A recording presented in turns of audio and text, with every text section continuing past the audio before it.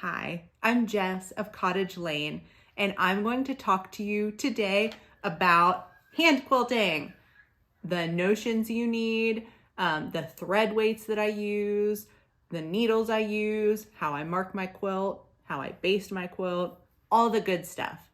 My hope is to give you the tools that you can keep in your tool bag to get you started on your quilting journey and to grow from this video.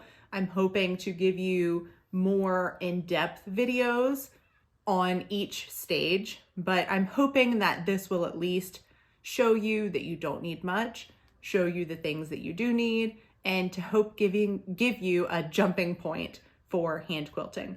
As always, if you have any questions, if I don't go over something and you want to know about it, if I didn't go over something good enough and you want more details, leave a comment down below and ask me and I will answer you. I'm an open book.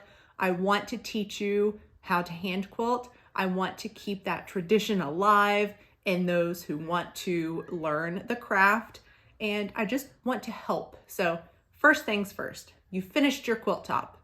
You have your batting picked out, you have your backing picked out. How do you baste it? To hand quilt, I prefer to spray baste. This is the spray baste I use. I prefer it because it allows me freedom in moving my fabric around to help get pleats out. I can kind of adjust it as I go, and I do not mark my whole quilt top when I quilt. I mark a section and I quilt it, and then I mark another section and I quilt it, and I mark another, and so on and so forth. So if I were to pin based or thread based, I would have to kind of mark it all at once, and I just prefer to go as I go, to mark it as I go. So this is what I use to baste. Next, marking. I have two ways that I like to mark my quilts. This is a water-soluble marker. You can find it at Joann Fabrics and online everywhere, but that is the marker that I use. It is not my preferred method of marking, but it is one that I use. My preferred method is the Hera marker.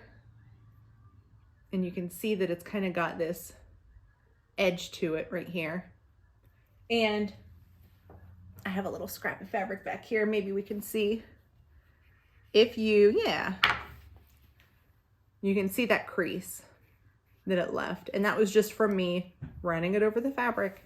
So I will lay my quilt top out and use a handy dandy ruler and then lay it on the fabric and zoop, just make a mark. I prefer to quilt densely, which is really close together, tight quilting. And so I usually will mark it and then move it over about 1/4 of an inch, mark, 1/4 of an inch, mark, and so forth. You can use this for anything though, not just straight lines. If you're wanting to make curves, you could grab a dinner plate and lay it on your quilt and whoop, right over the dinner plate and make a crease, and then you can quilt that little hump. So that is how I like to mark my quilts. So needles. My favorite needle to use, and mostly because they are easy to find. I can grab them anytime at a local Joann store or a local quilt store, which I don't have many in my area, but the ones that I do have usually carry these. And it is the Dritz Sharp size 9. And the package kind of exploded. They are kind of everywhere. But I can try to show you. That's what it is. And I prefer this needle because it's just long enough for me to get 3 or 4 stitches on the needle before I pull it through. And it just kind of helps me keep control over it. And I'm not like putting so many stitches on. I feel like you can kind of lose control. So that's the needle that I prefer to use. So once you have your needle, it's time to pick out thread. I'm going to show you the 2 brands that I use on everything. And it's because they're just kind of easy to get and they're ones that I've used. The first one is DMC thread.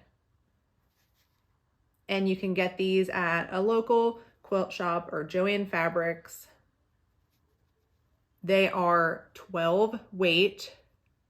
That's what I prefer.